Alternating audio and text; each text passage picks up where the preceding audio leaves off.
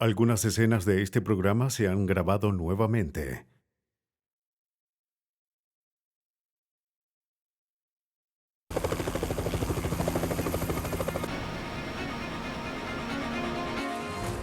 La policía canadiense le sigue el rastro a una mujer desaparecida, aunque todo apunta a que fue asesinada. Tiene que apoyarse en una sola hebra de pelo de un animal para probarlo. Cuando una mujer desaparece en Ohio, las sospechas giran en torno a su esposo. Lo único que necesita la policía es evidencia sólida. Un hombre es brutalmente asesinado en Missouri. Para atrapar al asesino, la policía tiene que armar el rompecabezas de sus últimos minutos de vida. A veces es evidente quién es el sospechoso, pero las pruebas son difíciles de hallar. Cuando la víctima carece de testigos, los científicos forenses tienen que transformar hasta la más pequeña pista en un testigo material.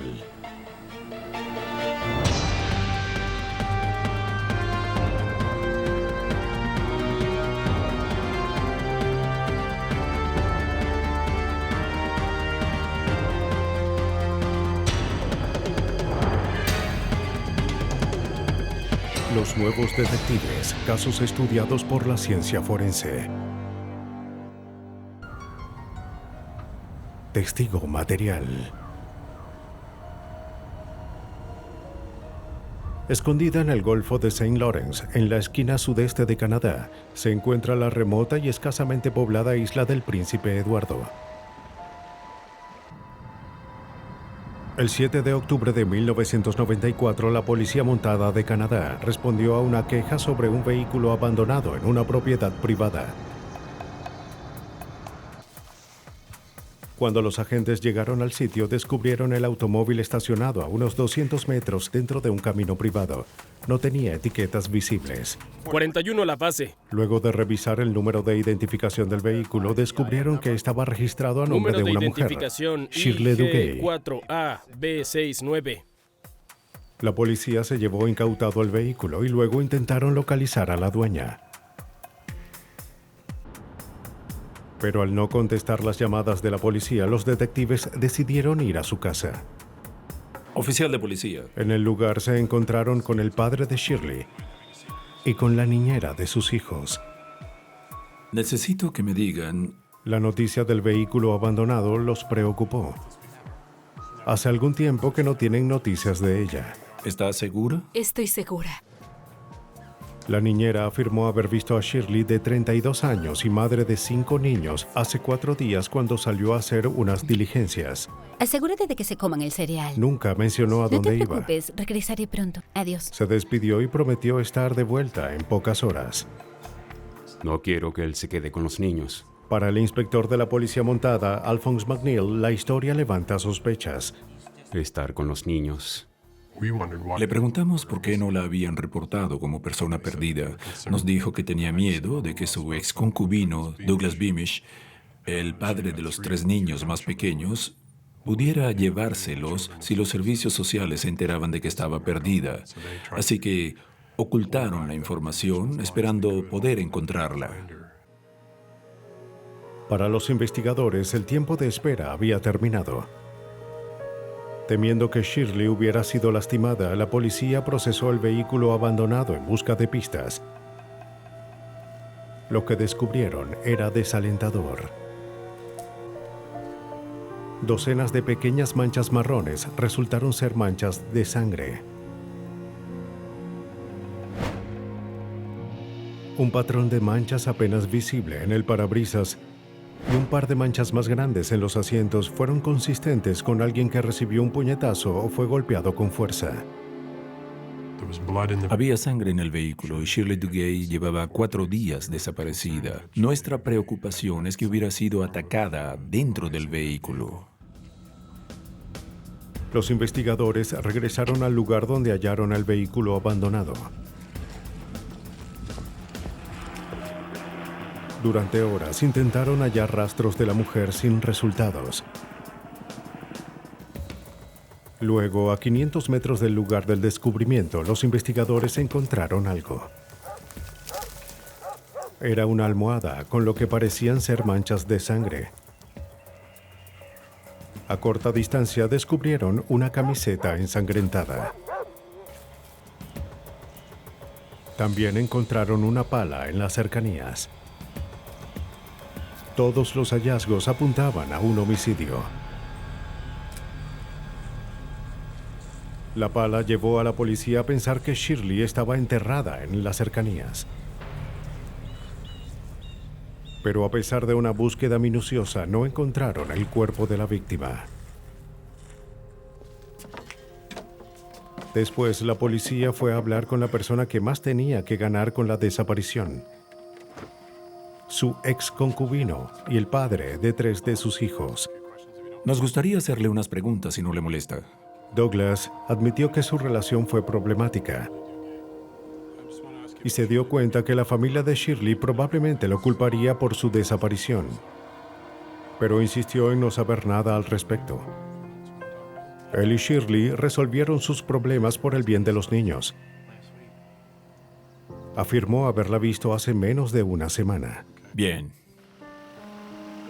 Tuvo problemas con su automóvil y Shirley se ofreció a llevarlo al lugar donde trabajaba como obrero de la construcción. De camino al trabajo conversaron amenamente sobre los niños y planearon seguir hablando más tarde. Lo dejó en la construcción y se despidieron. No supo más desde entonces. Douglas sintió que algo molestaba a Shirley. Pensó que tal vez fue a visitar unos amigos en Toronto. Pero allá tenían tiempo sin tener noticias de ella. Policía montada, es el inspector McNeil. Entonces la policía recibió una llamada. ¿En la calle Norte? Se trataba de una mujer que había seguido el caso en los medios y creía tener información importante. La mujer afirmaba que más o menos en la fecha que ocurrió la desaparición, estaba conduciendo por la carretera Allen a unos 20 kilómetros de distancia del lugar donde encontramos el vehículo abandonado, cuando vio un automóvil muy parecido al de Shirley. Estaba oscuro y vio a 2 personas a un lado de la carretera, un hombre muy alto y una mujer pequeña. Al parecer estaban peleando y no sabía si la fue a buscar o si solo la dejó. Estamos aquí. La mujer no estaba segura de haber visto a Shirley Duguay. Sin embargo, la información fue suficiente para que la policía revisara el área donde la mujer había visto a la pareja. Pero para poder cubrir todo el terreno tuvieron que pedir ayuda. Y el personal del ejército canadiense aceptó participar. Luego de buscar por varios días, no encontraron nada. Pero poco después encontraron algo fuera de lugar. Un grupo descubrió una bolsa de plástico. En cada grupo de soldados había un oficial de policía y este agarró la bolsa. La búsqueda en el área no dio mayores resultados. En el laboratorio, los científicos forenses examinaron con detenimiento el contenido de la bolsa. Encontraron un par de zapatos deportivos de color blanco y una chaqueta grande de hombre. También recuperaron varias fibras y un cabello blanco. Un examen más detallado reveló la presencia de pequeñas manchas que eran de sangre humana. Basados en la información que dio la testigo, la policía creyó que pertenecía a Shirley Duguay. Ahora necesitaban probarlo. Pero había un problema. No teníamos acceso a Shirley, así que teníamos que encontrar un perfil de ADN. Utilizamos una técnica llamada paternidad a la inversa. Tomamos muestras de su padre, su hermano y sus 2 hijos. Aunque el ADN es único para cada persona, existe una semejanza entre las personas de una misma familia. Tras comparar los perfiles genéticos, los científicos concluyeron que la sangre hallada pertenecía a Shirley Duguay. Aunque el paradero de la madre de 32 años seguía siendo incierto, la evidencia sugería que había sido víctima de un crimen violento. La policía de la isla del Príncipe Eduardo continuaba la búsqueda de Shirley Duguay, de 32 años y madre de 5 niños. Aunque los esfuerzos para encontrarla fueron infructuosos, las autoridades hallaron evidencia que sugería que había sufrido un destino violento. Entre las pruebas estaba la chaqueta de hombre manchada con la sangre de Shirley.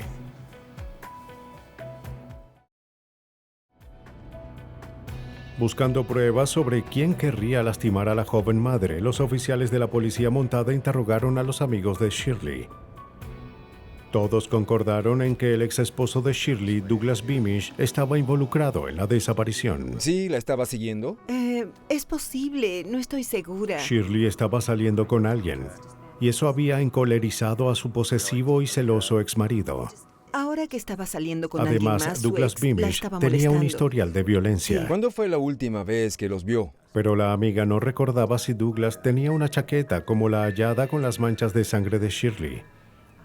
Douglas Beamish ahora se perfilaba como el principal sospechoso en la desaparición de Shirley Duguay. André está con los demás buscando. Pero hasta ahora, los investigadores no encontraban evidencia física que lo probara. Sin la posibilidad de vincular la chaqueta a alguien, no tenemos mucho con qué trabajar. André, ¿cómo hiciste? De pronto, un golpe de suerte. Descubrimos algo. Los investigadores encontraron el pelo de un gato blanco en el interior de la chaqueta. Y solo podía pensar en Douglas Beamish y el gato blanco que tiene en su casa. Era lo único que el inspector de la policía montada, Alphonse McNeil, necesitaba oír. Sabíamos que tenía un gato blanco y encontramos un pelo de gato similar en la chaqueta, así que debíamos encontrar un laboratorio que nos permitiera compararlo si lográbamos obtener una muestra de sangre del animal. Con una orden judicial y junto a un veterinario local, la policía se presentó en la casa de Douglas. Tenemos una orden. El sospechoso negó estar involucrado con la desaparición de Shirley, así como ser dueño de una chaqueta como la encontrada con las manchas de sangre. El veterinario se llevará al gato para tomarle muestras de sangre. Aunque parecía una idea alocada, los oficiales se llevaron al gato, esperando que de alguna manera estableciera una conexión genética con el pelo encontrado en la chaqueta ensangrentada. Tranquilo, cariño. Se tomaron muestras de sangre y de pelo del gato de Beamish. Los investigadores tenían que encontrar a un experto en análisis de ADN felino. Encontraron a alguien en el Instituto Nacional para el Cáncer en Frederick, Maryland. El biólogo Stephen O'Brien examinó el código genético de los felinos para apoyar las investigaciones médicas. Él accedió a apoyar a la policía canadiense. El Dr. O'Brien y su equipo nunca imaginaron que al descifrar el código genético de los gatos, ayudarían a descubrir un crimen desconcertante. Fue la primera vez que se comparó ADN felino en la historia legal y médica. Primero, los científicos crearon el perfil genético del pelo blanco que se encontró en la chaqueta ensangrentada. Sí, este es. Al estar listo, se comparó con el perfil generado a partir de las muestras obtenidas del gato. Lo que descubrimos fue que el genotipo era idéntico en ambas muestras, así que estábamos seguros de que el pelo encontrado en la chaqueta pertenecía a un gato y con el mismo genotipo del que estábamos analizando. Aunque los científicos estaban confiados con los resultados, no tenían una certeza absoluta. Era muy posible que el millar de gatos que recorren la isla tuvieran un ancestro en común. Para estar seguros, los biólogos recolectaron más perfiles de ADN de otros gatos en la isla. Tuvimos que determinar el estado de la población felina para hacer los cálculos y cuáles eran los márgenes de error al afirmar que eran muestras iguales. Los científicos desarrollaron el perfil genético de 20 gatos tomados al azar en la isla. Cuando Brian comparó los resultados, descubrió que ninguno compartía su firma genética con la mascota de Douglas. De hecho, la probabilidad de que el pelo encontrado en la chaqueta no perteneciera al gato es de 45 millones a 1. Los zapatos y las medias. Usando al gato de Douglas, las autoridades establecieron un vínculo entre él y la chaqueta manchada con la sangre de su ex esposa. Levántese, por favor. Pero el inspector Alphonse McNeil no estaba satisfecho. Pise con un pie a la vez. Obtuvo una orden para tomar las impresiones de los pies del sospechoso. Bien, ahora camine, un pie a la vez. Esperaba poder vincular al sospechoso con el par de zapatos deportivos blancos encontrados junto a la chaqueta. Si podíamos probar que los zapatos pertenecían a McNeil, tendríamos evidencia sólida además del gato. El doctor Keith Beatles, un podiatra forense, recibió la evidencia. Comienza creando unos moldes de arcilla de los pies del sospechoso para revelar las características únicas de los mismos. Los pies de las personas son únicos porque lo usamos para caminar todo el tiempo. Los sometemos a diversas fuerzas y presiones. Los pies son en esencia tan únicos como una huella digital. El molde de los pies de Beamish se alineó a la perfección con el patrón de desgaste de las plantillas internas de los zapatos blancos. Un pelo de gato y un par de zapatos blancos le dieron a los investigadores toda la evidencia necesaria para implicar a Douglas Beamish en la desaparición de su ex concubina. Justo por allá. Luego, 7 meses después de la desaparición de Shirley Duguay, descubrieron unos restos humanos en estado de descomposición enterrados en un área boscosa remota. Se ve muy bien. El análisis dental confirmó que se trataba de Shirley. El forense clasificó su muerte como homicidio.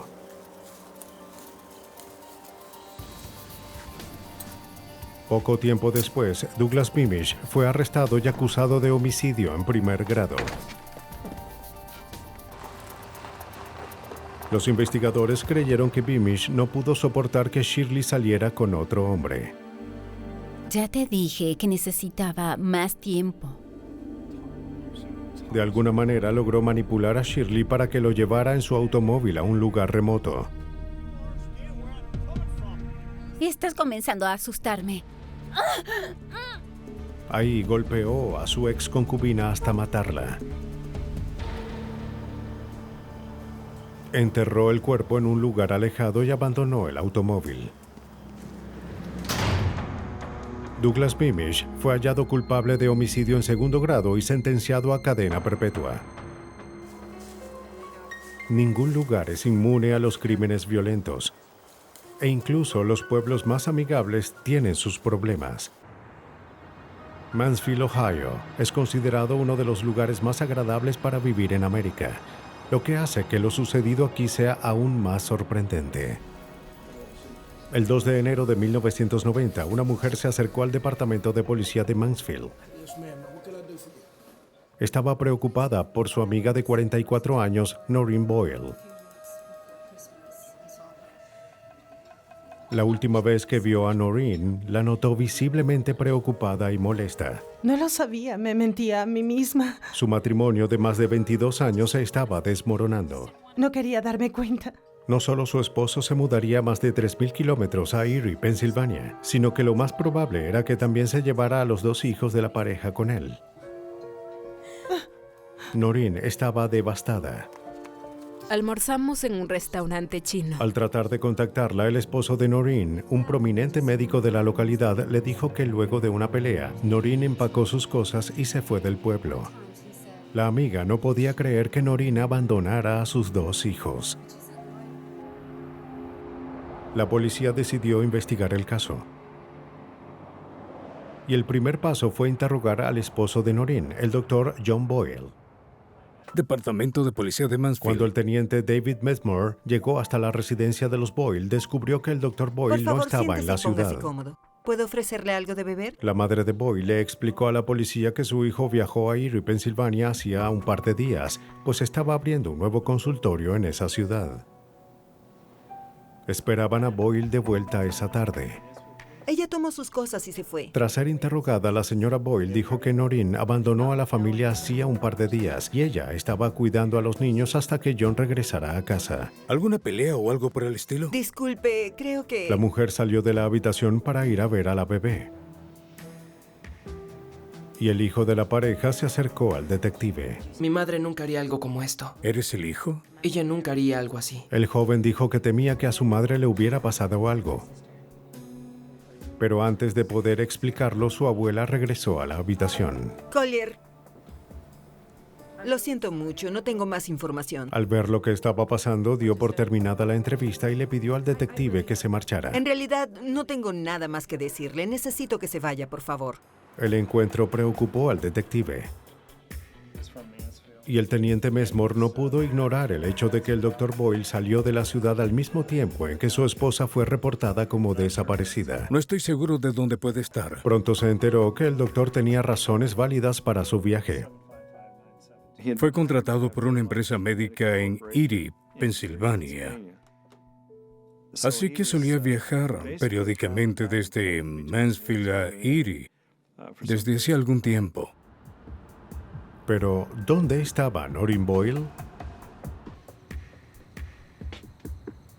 Más tarde, ese mismo día, el detective Mesmore regresó a la casa de los Boyle. Nadie en esta casa tiene permitido hablar con la policía, a excepción del doctor John F. Boyle, firma el abogado Charles Robinson. Habían anticipado su visita. El abogado del doctor Boyle fue el que abrió la puerta. ¿Usted representa al señor Boyle? Así es. Oh, bien. ¿Está en casa en estos momentos? Pues su cliente había regresado de Pensilvania. Pero debido al estrés causado por el divorcio inminente, el Dr. Boyle no deseaba hablar de su esposa con la policía. Está bien, le llamaré más tarde. No era la respuesta que la policía esperaba. Me sorprendió mucho su reacción. Cuando alguien de la familia desaparece, no llamas a un abogado, y menos aún si no hay ninguna sospecha o alegato de algún hecho criminal que involucre a la familia de una manera u otra. Se trata de una situación muy inusual. Yo no era la única enfermera. Para descubrir lo que ocultaba el Dr. Boyle, la policía interrogó a sus amigos y compañeros de trabajo. Venía con mucha frecuencia. En el ámbito profesional, todos estaban de acuerdo en que el Dr. Boyle tenía una reputación impecable. Pero en lo personal se le conocía por ser mujeriego y se rumoraba que tenía varios amoríos. De hecho, una de sus supuestas amantes estaba embarazada. Disculpe. ¿Qué es esto? Y todos especulaban que Boyle era el padre. Y aunque tal vez eso lo hacía un mal esposo, no significaba que fuera alguien capaz de llegar a la violencia física. Pero hay alguien que pensaba diferente. El hijo de los Boyle. Preocupado por el bienestar del joven, el teniente Mesmore lo buscó al salir de la escuela. El muchacho estaba ansioso de poder contar su historia. Dijo que la noche en que su madre desapareció, escuchó a sus padres discutiendo afuera de su habitación y eso lo despertó. Oyó un fuerte ruido y luego silencio. Unos segundos más tarde, su padre se asomó a su habitación. El niño se asustó y fingió estar dormido. A la mañana siguiente, su madre había desaparecido. Su padre le dijo que ella solo había empacado sus cosas y se fue. Pero él no podía creer que su madre se fuera sin despedirse.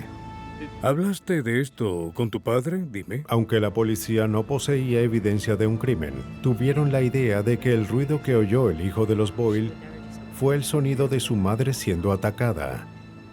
O algo peor. La policía de Mansfield, Ohio, continuó la búsqueda de Noreen Boyle. Ahora, pensaban que su esposo estaba de alguna manera involucrado. Aunque la policía no poseía evidencia de que hubiera cometido un crimen, pudieron conseguir una orden de allanamiento para buscar en la residencia de los Boyle. Los técnicos forenses revisaron la casa usando luminol, un químico que reacciona a las proteínas halladas en la sangre. Pero a pesar de sus esfuerzos, no encontraron evidencia de un crimen violento. En búsqueda de más evidencia, los investigadores contactaron a las autoridades de Erie, Pensilvania, donde el Dr. Boyle estaba terminando de preparar su nuevo consultorio. Hola, Departamento de Policía de Mill Creek. Los detectives de Pensilvania localizaron a una vendedora de inmuebles que recientemente había vendido una casa al Dr. Boyle y a una mujer embarazada que se presentó como su esposa. La vendedora recordó que el Dr. Boyle se mostró particularmente interesado en el piso de concreto del sótano de la casa. Comentó que estaba ansioso por removerlo y construir un salón de juegos para los niños. Y por aquí están las ventanas y... Acordó pagar el precio de venta completo con tal de tomar posesión inmediata de la casa. La vendedora le entregó el contrato, el cual fue firmado por él y su esposa. Lo que haga falta. Las autoridades de Pensilvania le enviaron una copia al teniente David Messmore. En la copia del contrato se apreciaba la firma del Dr. Boyle y la de N. Sherry Boyle. Luego de revisarlo, me percaté que, evidentemente, el segundo nombre de Noreen no era Sherry, como creí. El Dr. Boyle compró la casa junto a una mujer que se hacía pasar por su esposa. Los investigadores consiguieron una orden para revisar los estados de cuenta más recientes de las tarjetas de crédito. Descubrieron que habían alquilado un martillo neumático y compraron mucho concreto y alfombras. Todas las piezas comenzaron a encajar. Tenía la fuerte sospecha de que encontraríamos el cuerpo en ese lugar.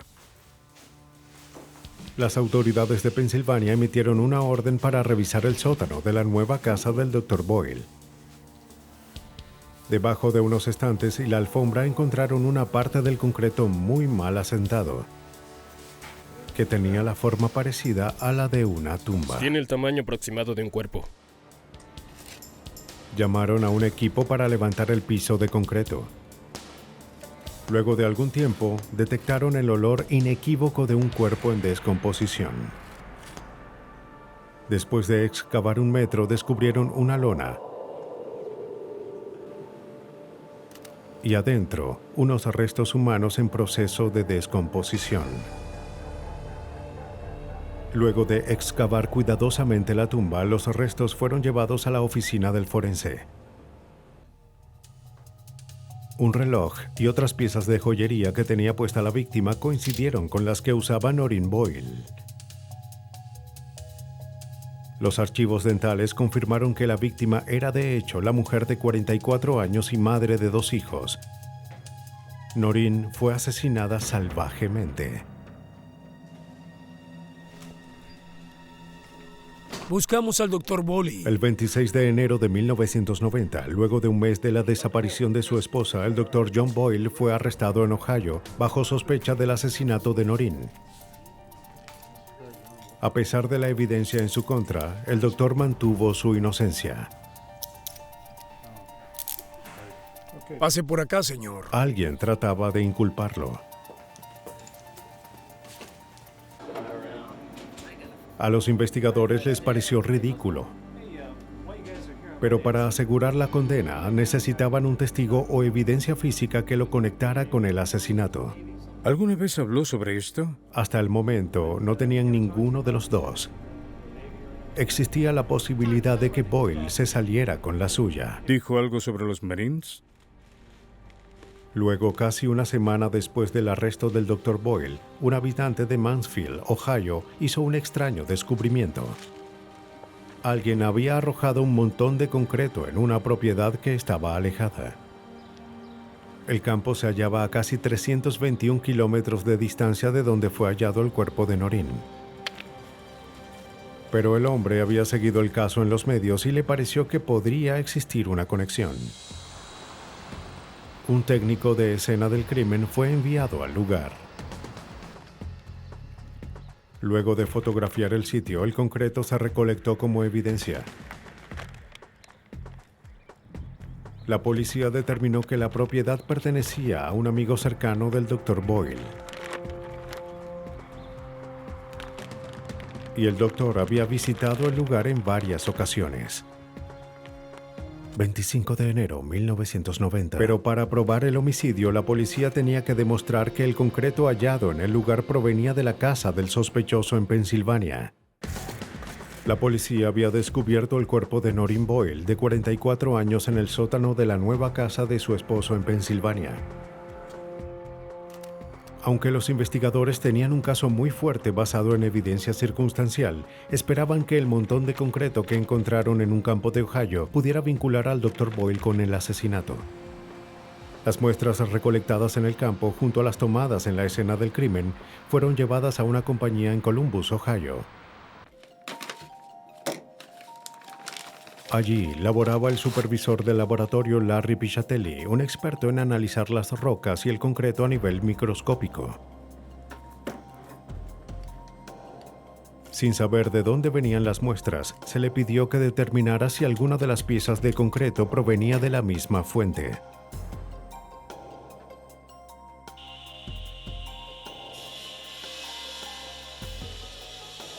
Para analizar la estructura interna del concreto, las muestras se cortaron de forma longitudinal usando una sierra con punta de diamante. Luego de cortarlas, se lijaron y se pulieron.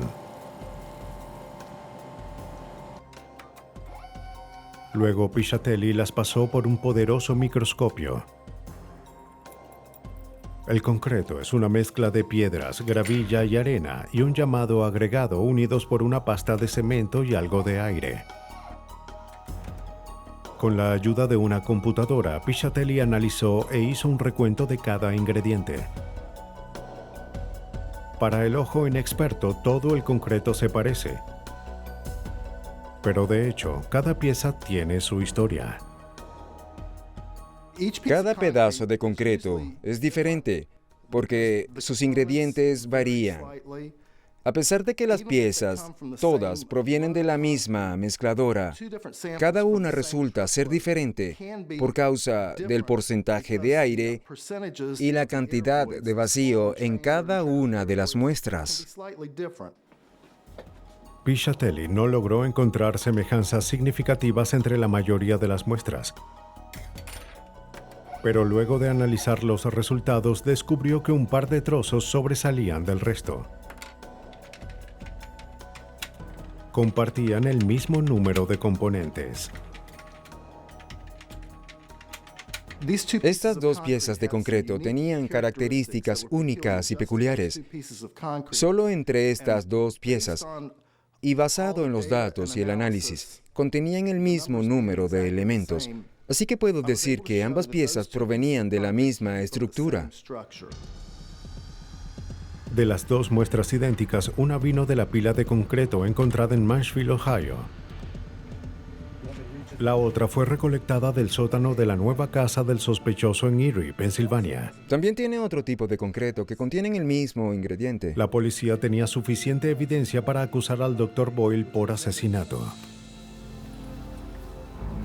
La policía creía que John Boyle asesinó a su esposa en la casa de la pareja para poder iniciar una nueva vida con su amante. Luego de matarla, llevó su cuerpo a Pensilvania y la enterró en una tumba que había cavado en el sótano de su nueva casa. Los investigadores pensaron que luego regresó a Ohio y se deshizo del concreto sobrante en la propiedad de un amigo. El Dr. John Boyle fue hallado culpable de asesinato agravado y de abuso de un cadáver. Fue sentenciado de 20 años a de por vida. John Boyle creyó poder enterrar toda la evidencia de su crimen. Pero de hecho, el rastro de evidencia lo siguió por 321 kilómetros. Otros asesinatos son más locales, pero el camino para resolverlos puede ser igual de largo. En el condado de Harrison, en Missouri, el 26 de junio de 1995, un granjero daba un paseo cuando detectó un olor desagradable. En un principio pensó que algún animal de su rebaño había muerto, pero la realidad fue mucho peor. Escondido entre los arbustos yacía el cuerpo sin vida de un hombre.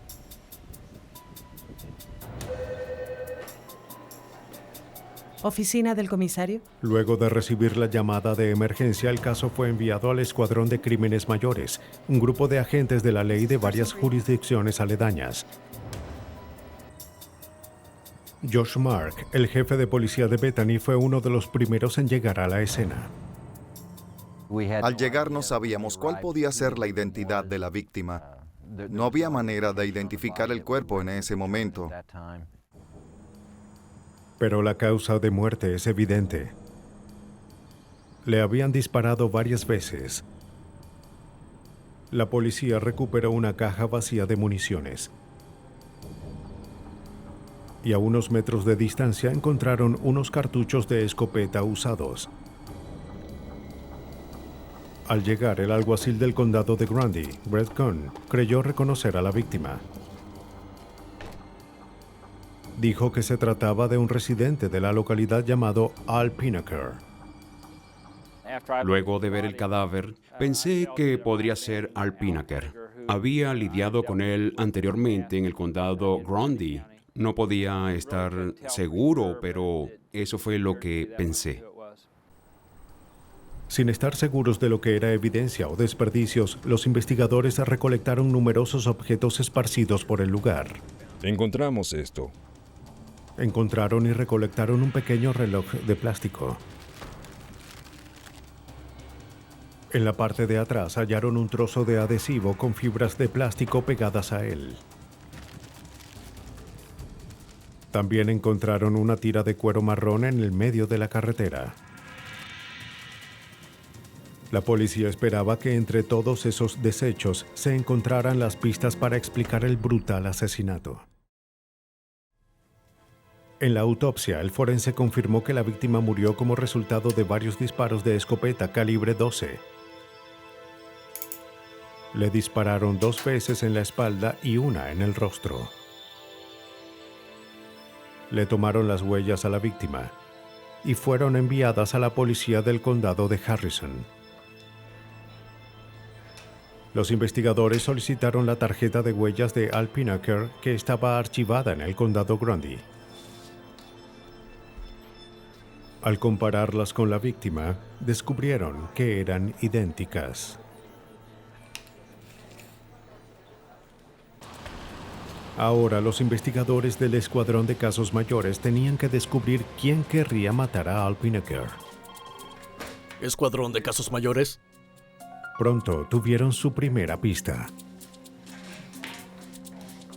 ¿Hace cuánto se reportó como desaparecido? La policía descubrió que la víctima fue reportada como desaparecida un par de días antes de encontrar el cadáver. Gracias por llamar.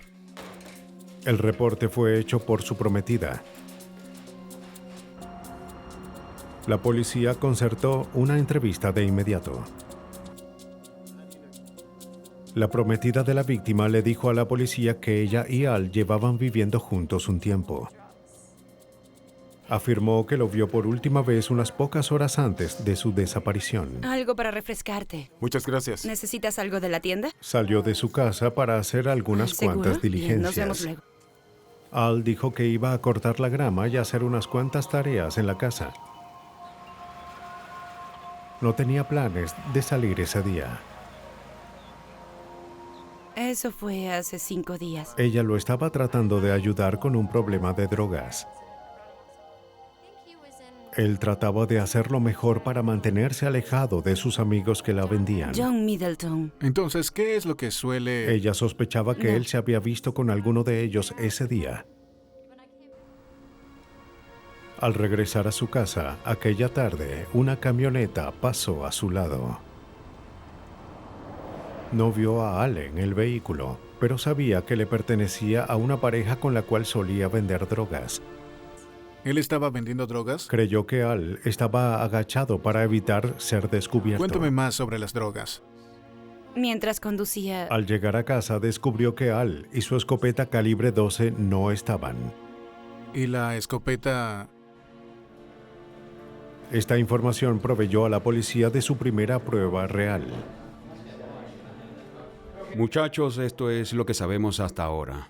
Revisaron los antecedentes de la pareja, identificados como John Middleton y su novia Maggie Hodge. Middleton tiene un prontuario criminal extenso, casi todo relacionado con drogas. Estamos esperando esa información. Para descubrir por qué le harían daño a Al, la policía buscó a los socios conocidos de Middleton. Un informante lo describió como alguien muy inestable y violento. Hodges y Middleton. Afirmó que debido a los esfuerzos de la policía por desmantelar el tráfico de drogas en el lugar, John Middleton se había vuelto paranoico. Amenazó con matar a sus compañeros de negocios y descubría que cooperaban con la policía. Lo digo en serio. No hay problema. Nadie dudó de sus palabras. Todos le temían a John. Toda esta información llevó a la policía a creer que fue la paranoia de Middleton la que lo llevó a asesinar a Al Pineker. Y esperaban que entre los cartuchos usados y los demás desperdicios encontrados en la escena hallaran los medios para probarlo. La policía del condado de Harrison creyó que un vendedor de drogas del lugar y su novia fueron los responsables del brutal asesinato de Alfred Pineker, de 29 años. Para probarlo, los investigadores necesitaban conectar a la pareja con el lugar del crimen. Aunque se habían encontrado varias pistas, y la más prometedora era una caja vacía de cartuchos de escopeta, la etiqueta del precio indicó a los investigadores dónde fue comprada la caja.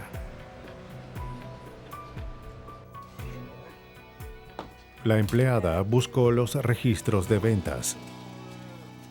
Déjenme ver. De acuerdo a los registros, varias cajas de cartuchos se vendieron ese día. Y este es. La encargada recordó a 2 hombres y a una mujer que habían entrado juntos para hacer la compra. Recuerdo que eran 3. No la primera vez. Pero ella recordaba algo más. Antes y después regresaron. Un par de horas después, 2 de los clientes regresaron a la tienda. La munición que no usaron, la devolvieron para un reembolso.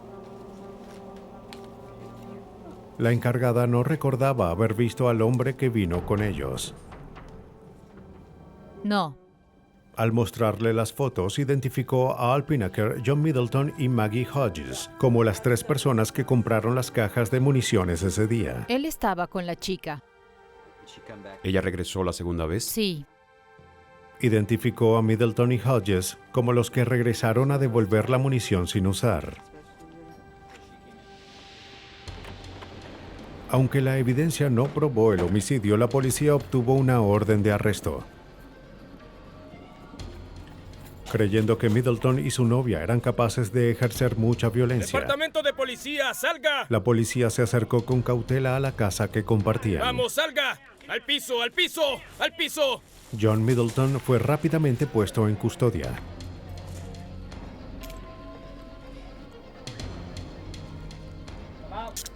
¿Qué está pasando? Momentos después, Maggie Hodges también fue arrestada.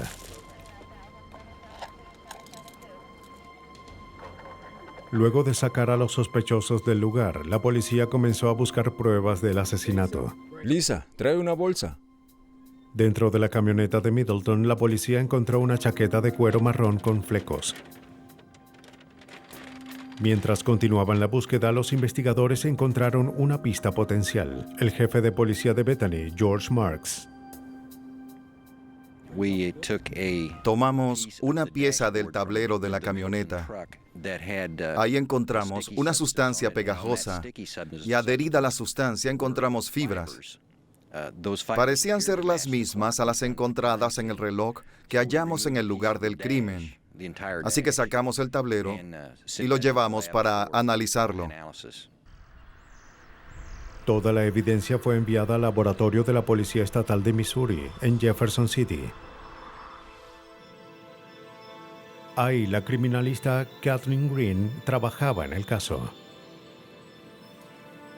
Casi de inmediato se percató de que los flecos de la chaqueta de cuero eran idénticos a la pieza de cuero marrón encontrada en el lugar del crimen.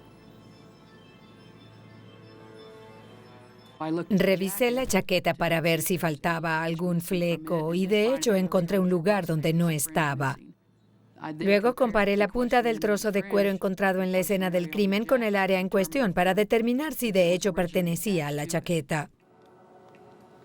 Aunque las piezas encajaban, Green no podía afirmar categóricamente que la tira de cuero pertenecía a la chaqueta de Middleton. Decidió enfocarse en el reloj y el adhesivo encontrado cerca del cuerpo de Al Pinaker. Al comparar el adhesivo en la parte trasera del reloj con el encontrado en el tablero de la camioneta de Middleton, encontró muchas similitudes. Eran del mismo tamaño y color, ambos hechos del mismo tipo de material. Al unir los extremos arrancados de las dos piezas bajo un microscopio comparador, los examinadores pudieron constatar que encajaban. Luego examinaron las fibras encontradas en el adhesivo y se compararon con las halladas en la alfombra de la camioneta. La criminalista Jenny Smith encontró muchas consistencias. Pudimos determinar que las fibras encontradas en el reloj eran similares en su composición física y química a las encontradas en la alfombra del vehículo del sospechoso. Y fue así como pudimos concluir que la fibra hallada en el reloj provenía de ese vehículo. Al ser confrontado con la evidencia, Middleton no cooperó. Pretendes decirnos tu lado de la historia, pero todos sabemos lo que está pasando. Pero su resistencia no tuvo importancia. La policía había descubierto el motivo del asesinato. Hay que pensar esto un momento. Creo que el señor Middleton pensó que Alfred Pinaker quería denunciarlo a las autoridades y él no iba a permitir que eso sucediera. Estás metido en problemas. Pero Middleton estaba equivocado. La víctima nunca intentó contactar a las autoridades. La policía creyó que el día del asesinato, John Middleton y Maggie Hodges llegaron a la casa de Al Pinaker y lo invitaron a una práctica de tiro y él accedió. Lo que no sabía es que él sería el blanco de la práctica. Y en algún momento las intenciones de Middleton quedaron claras. Comenzó una pelea dentro de la camioneta. Pinaker trató de escapar, pero no llegó muy lejos. John Middleton fue hallado culpable y sentenciado a pena de muerte. Maggie Hodges se declaró culpable y fue sentenciada a 50 años de prisión. Hay que tener un motivo y la oportunidad para cometer un homicidio. Y tener evidencia sólida para resolverlo. Cuando hay pocas pruebas, los expertos forenses proveen el conocimiento necesario para convertir un objeto ordinario en un testigo material.